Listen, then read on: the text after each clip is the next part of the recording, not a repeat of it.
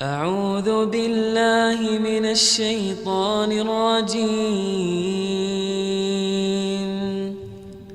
بسم الله الرحمن الرحيم.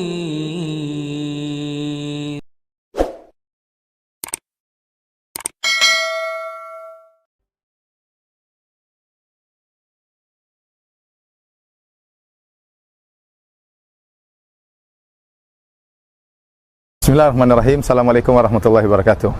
Para pemirsa yang dirahmati oleh Allah Subhanahu wa taala, kita sekarang sedang berada di sebuah masjid yang nama masjid tersebut adalah Masjid Jami' Al-Imam Asy-Syaikh Muhammad bin Abdul Wahhab, yang artinya adalah Masjid Jami' Al-Imam Asy-Syaikh Muhammad bin Abdul Wahhab rahimahullahu taala.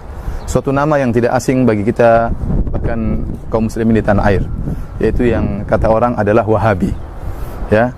Dan beliau sebagaimana disebutkan dalam sejarah adalah salah satu dari pendiri kerajaan Arab Saudi. Oleh karenanya kalau di Arab Saudi kita tidak heran jika rakyat Arab Saudi begitu cinta kepada Syekh Muhammad bin Abdul Wahhab rahimahullahu taala, karena dia ibarat seperti pahlawan, seperti Imam Bonjol, seperti Pangeran Diponegoro yang berjuang untuk mendirikan kerajaan Arab Saudi.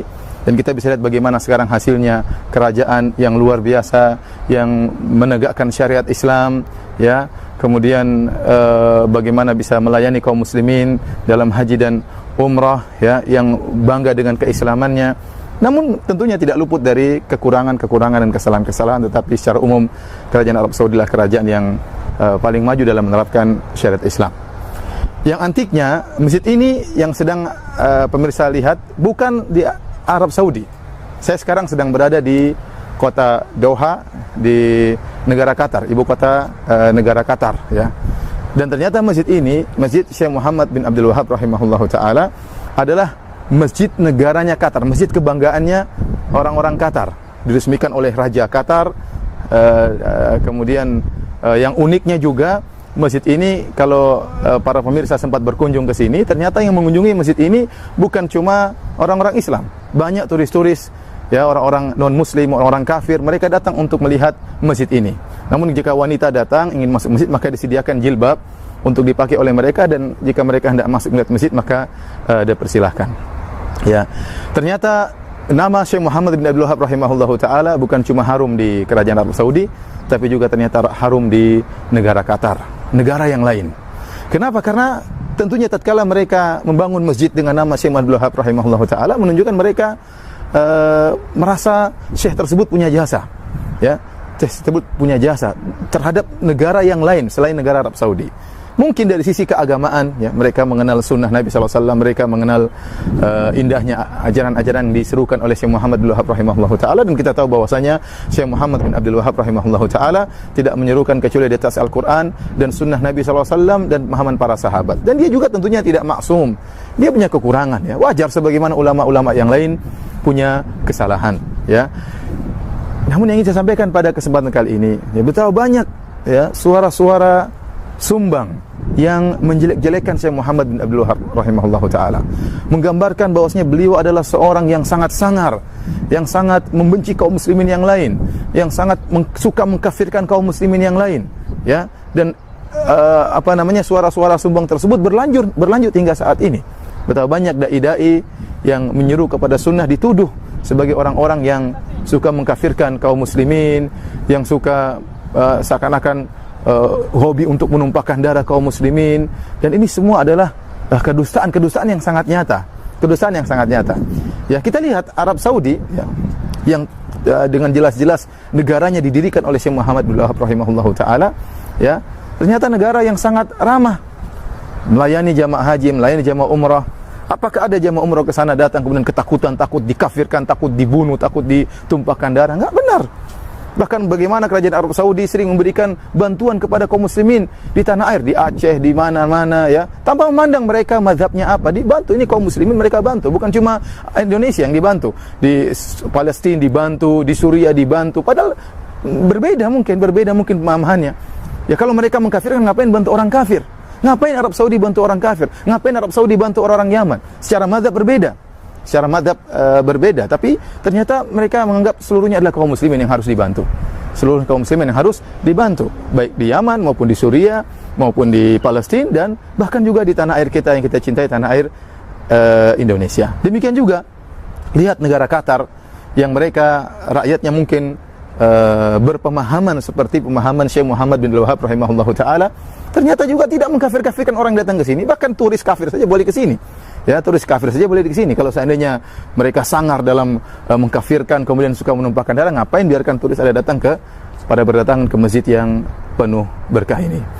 Ini adalah gambaran yang menunjukkan bahwasanya ternyata dakwah Syekh Muhammad bin Wahab rahimahullahu taala ya menebarkan rahmat bukan cuma di kerajaan Arab Saudi, bahkan di negara-negara tetangga yang mengerti betul akan dakwah Syekh Muhammad bin Wahab rahimahullahu taala. Yang jadi masalah para pemirsa yang dirahmati Allah Subhanahu wa taala, banyak orang yang menilai tentang Syekh Muhammad bin Wahab rahimahullah tidak langsung dari buku-bukunya. Tidak langsung dari buku-bukunya, tapi mendengar dari yang lain. Ya, tentunya waktu di zaman beliau, waktu beliau berdakwah terjadi pertentangan. Itu biasa ya, namanya orang tidak setuju kemudian terjadi pertentangan. Apalagi Syekh Abdul Wahab rahimahullah taala benar-benar serius dalam masalah memberantas kesyirikan. Bahkan kuburan-kuburan yang tinggi diratakan oleh beliau, dan ini membuat sebagian orang tidak suka, sehingga terjadi bantahan-bantahan, tuduhan-tuduhan bahwasanya dia dikatakan ngaku sebagai nabi, dikatakan mengkafirkan kaum muslimin, tuduhan yang macam-macam ya. Oleh karena seorang terkadang mencela syekh tersebut dan tidak tahu tentang hakikat dakwah beliau. Kenapa hanya menukil dari orang lain? Ya, kalaupun dia membaca buku Syekh Abdul Wahab rahimahullah taala, dia hanya membaca dari sebagian, tidak membaca dari seluruhnya. Alhamdulillah sekarang sudah ditulis disertasi dan tesis mengenai dakwah beliau, bagaimana dakwah beliau yang sesungguhnya yang menyeru kepada Al-Qur'an dan sunnah Nabi sallallahu alaihi wasallam. Ini sedikit dari tuduhan dari suara-suara sumbang yang menuduh yang tidak kepada Syekh Muhammad bin Wahab rahimahullah taala. Ada tuduhan-tuduhan lain yang juga sering kita dengar, misalnya dikatakan Syekh Muhammad bin Wahab rahimahullah taala membenci Ahlul Bait, padahal tidak benar. Padahal anak-anaknya rata-rata kalau tidak salah 6 orang semuanya dinamakan dengan nama-nama Ahlul Bait ya. Kemudian juga dituduh misalnya kalau tentunya beliau benci dengan Ahlul Bait, kenapa beliau menamakan anak-anak beliau dengan nama-nama Ahlul Bait. Kemudian beliau juga dituduh melarang untuk bersolawat. Tentunya tidak benar ya. Beliau sering bersolawat, demikian juga kita yang pelajari buku beliau sering bersolawat kepada Nabi sallallahu alaihi wasallam. Mungkin yang dilarang oleh beliau adalah solawat yang maknanya tidak beres atau mengandung makna-makna yang kurang pas, sehingga beliau larang, atau mengandung makna-makna kesyirikan, karena sebagian salawat-salawat dibuat-buat oleh orang terkadang maknanya bermasalah. Adapun salawat yang benar, kita sering bersalawat, saya juga sering bersalawat. Kemudian tuduhan yang lain, beliau dituduh melarang orang untuk berziarah kubur, padahal tidak benar. Yang dilarang oleh beliau berziarah kubur kalau ziarah kubur tersebut minta kepada penghuni kubur, minta kepada mayat, itu yang dilarang oleh beliau ya. Adapun ziarah kubur yang syar'i, mengunjungi, menziarahi orang-orang kaum muslimin yang sudah meninggal dunia, mendoakan mereka, maka itu perkara yang sangat dianjurkan oleh mereka. Maka saya ingatkan kepada para pemirsa, mungkin di antara para pemirsa ada yang tidak setuju dengan apa yang saya sampaikan, benci kepada Syekh Muhammad bin Wahab rahimahullahu taala, maka saya katakan janganlah kebencian menutup mata Anda untuk menyampaikan suatu kebenaran atau untuk melihat sesuatu dengan adil. Anda mungkin menuduh Syekh Muhammad bin Wahab dengan tuduhan tidak ingat, Anda akan disidang oleh Allah berhadapan dengan beliau. Kalau ternyata tuduhan Anda tidak benar, maka Anda hanya menyusahkan diri Anda di akhirat kelak. Demikian para pemirsa yang dirahmati Allah Subhanahu wa taala, sedikit yang bisa kita sampaikan tentang Masjid Jami' Syekh Al-Imam Muhammad bin Abdul Wahab rahimahullahu taala. Semoga Anda bisa diberi kesempatan untuk bisa mengunjungi kaum muslimin di negeri Qatar. Wabillahi taufiq wal hidayah. Assalamualaikum warahmatullahi wabarakatuh. Alhamdulillahi rabbil alamin.